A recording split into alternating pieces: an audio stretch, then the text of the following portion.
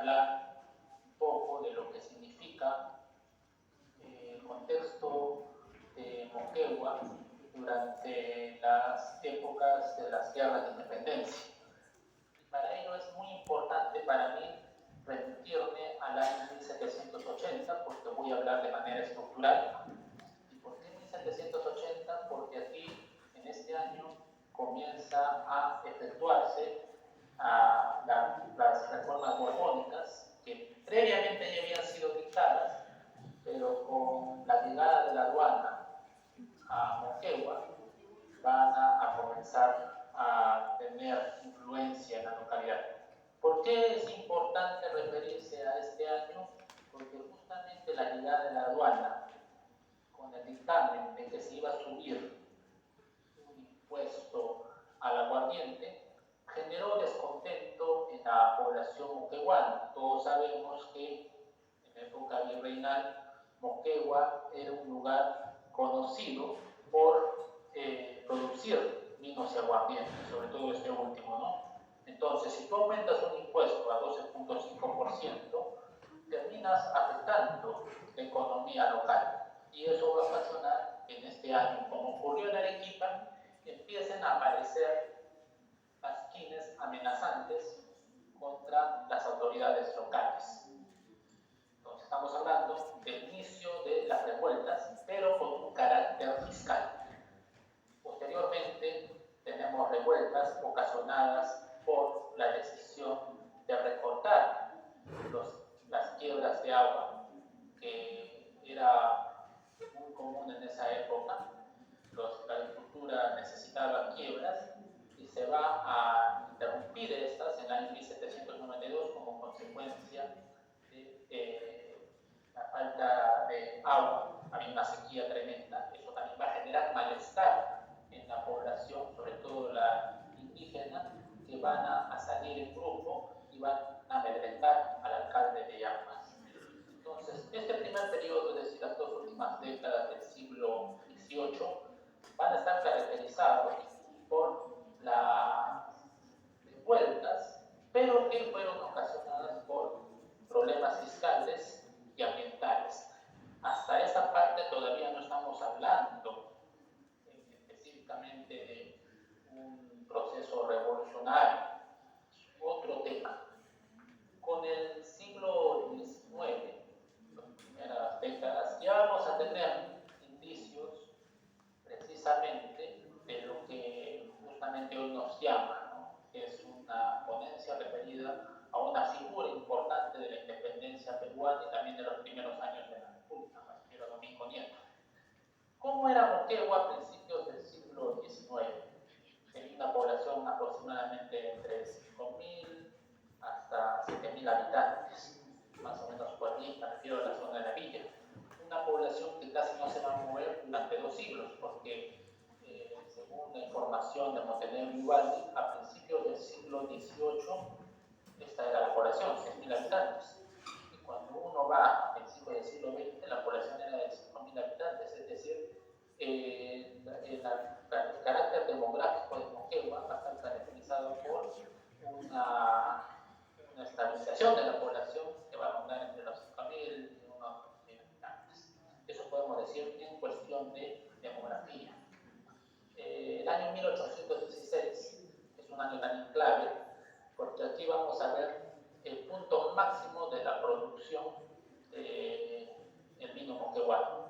Según los libros de Tasmías que se conservan en el Archivo Arzobispal de Arequipa, es en este año que llega al punto máximo la producción moqueguana. Y también a partir de este año comienza a tener un bajón que no se detiene hasta mediados del siglo XIX, que precisamente ocasiona que Tomás Dávila, un abogado moqueguano que tuvo actuación en Arequipa, en las Cortes Superiores, denunciara ante el gobierno, pidiera que Moquegua sea resarcida por haber tenido sufrir las consecuencias de las guerras de independencia, la intervención con Bolivia, las guerras civiles y otra serie de sucesos que van a ocasionar que la economía local se vea deteriorada. Entonces, es esta situación la que recibe Moquegua, una situación económicamente hablando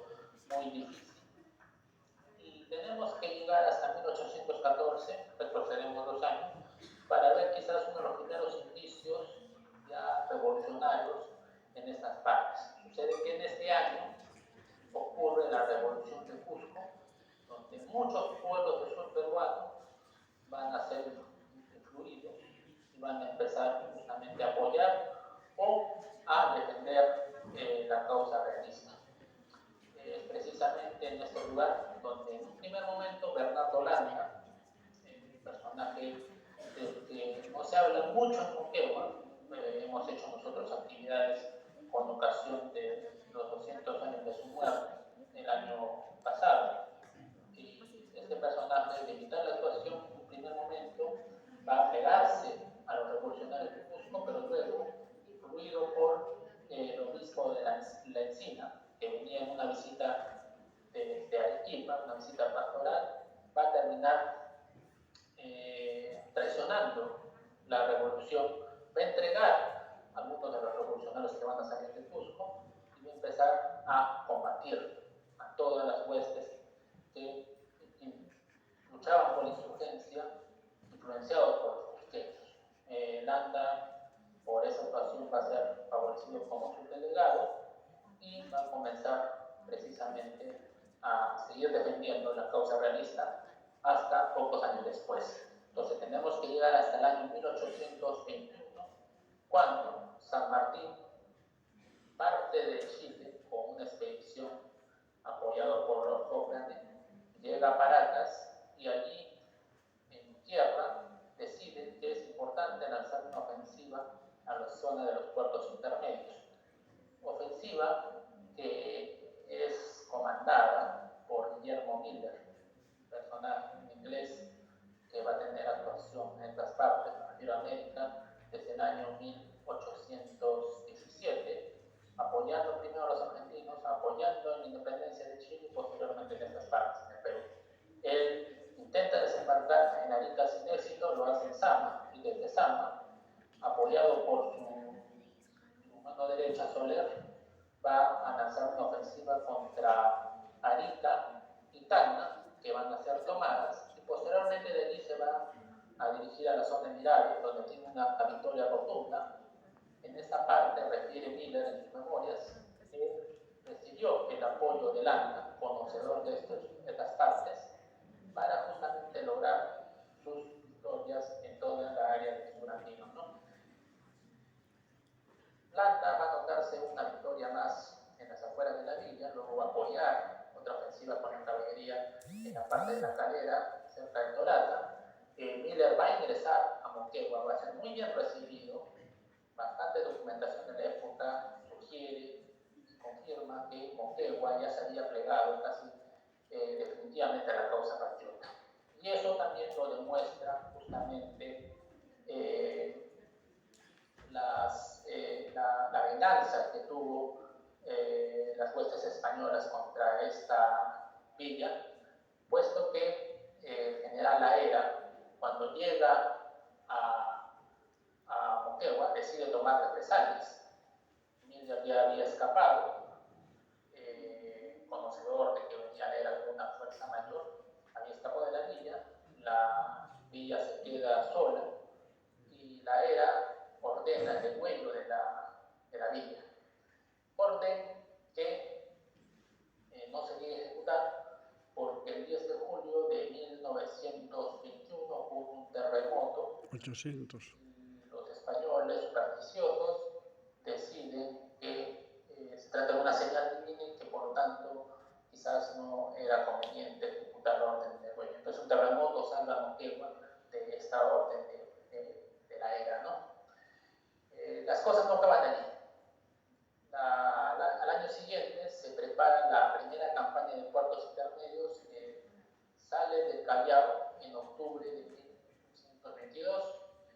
Llega esta expedición a finales de este año a Arica, a Iquique, y desde ahí comienzan su marcha para dar el vientre blando de los españoles en América, donde se encontraba Carvacalá en la parte del Alto Perú, hoy Bolivia. Las fuerzas de Rudencito Alvarado, quien comandaba esta primera campaña, teniendo a Vila a su lado, se dirigen rápidamente a Tacna y de allí parten a Moquegua, donde, como ya señaló Gustavo Valcárcel, el primer ponente, se terminan realizando las batallas de Torata y Moquegua, cuyo resultado es desastroso. Para hacernos una idea, solo en Torata y Moquegua murieron solo en una batalla, solo en Torata o solo en Moquegua, murieron más patriotas que Ayacucho, Junín y juntos. Para que vean un poco la magnitud de la derrota patriota. Como consecuencia de estas acciones, Moquegua va a ser saqueada. Existe bastante evidencia de ello, pese a que la historiografía nacional un poco ha ocultado, quizás desconocido, este hecho. Uno revisa libros como La historia de la República del Perú de Jorge Basal de Gloma y no va a encontrar referencias de un saqueo en Moquegua. Apenas buscando yo he podido encontrar una referencia a la batalla. Torata no aparece por ningún lado. Es importante recordar los sucesos porque es una muestra de todo el extendimiento, de todo el sacrificio que tuvo el lugar donde vivimos durante el proceso emancipatorio. Nadie se va a salvar, todas las casas van a ser saqueadas. Encontré de evidencia en el archivo del Obispado de Taina, Moquegua, que incluso la iglesia sufrió pérdidas. Hay indicios de que los cultivos de la vid que estaban cercanos a la villa fueron también destruidos. Eso gracias a las tasmillas de esa época podemos conocer.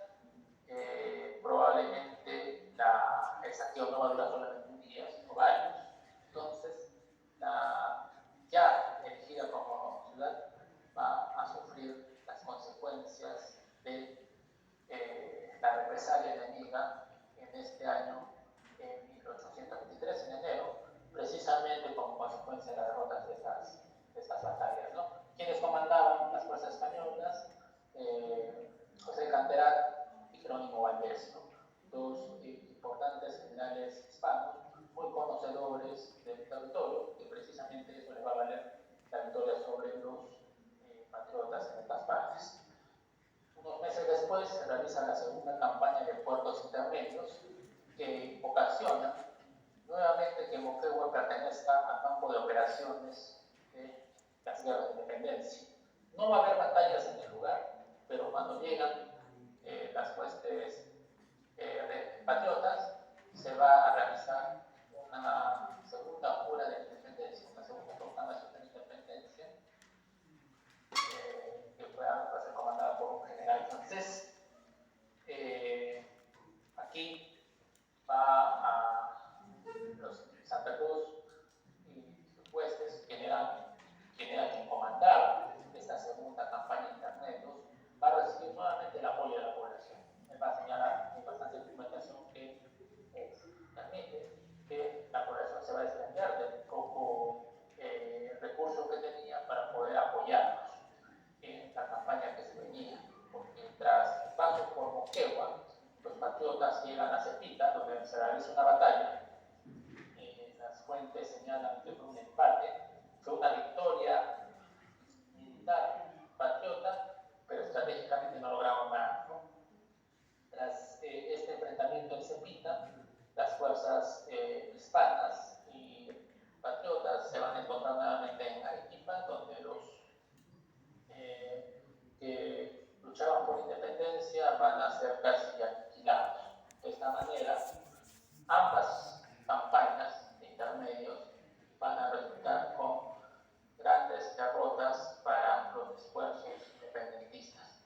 Y Moquegua va a ser justamente uno de los lugares donde se van a sufrir más las consecuencias de estas acciones, ¿no? Con esta quizás breve exposición, he querido un poco transmitir a los que me están escuchando el hecho de que Moquegua ha tenido una participación sobresaliente en las guerras de independencia. Quizás esta participación ha sido silenciada porque no se obtuvo las victorias durante Moquegua. Pero no obstante, no creo que debe reconocer el sacrificio de esta localidad en aras de la libertad, porque es precisamente ese es el ejemplo que uno debe transmitir en la actualidad, ¿no? El sentido del sacrificio. Ya había señalado Balcarce, Nieto, situación, al menos en las dos últimas campañas. Y algo que quizás yo me llevo como valor es que buena parte de los personajes moqueguanos, incluido Nieto, Mariate, Mercedes Cabello, Primo Quieta, al momento de escribir, al momento de hacer cosas, siempre lo han hecho pensando en el Perú. Jamás, o no necesariamente únicamente en Moquegua, sino pensando en el Perú. Creo que eso es un valor importante. Yo soy una persona que está a favor en cierta medida del regionalismo, ¿no? Yo ahorita me encuentro en la ciudad de Tacna, acá hay bastante regionalismo, quizás sea un poco rozando con el chauvinismo. He estudiado en Arequipa y he visto lo mismo, pero quizás algo que yo aprecio de Moquegua es que cuando los moqueguanos, sobre todo los más ilustres, les ha tocado tomar decisiones, antes de Moquegua siempre lo han hecho en favor del Perú. Entonces, de esta manera, yo quiero concluir con mi ponencia. Espero que haya sido de vuestro agrado y bueno, nuevamente agradezco a los organizadores de este evento por haberme dado la oportunidad de compartir mis conocimientos con toda la audiencia. Muchas gracias. Bravo, bravo.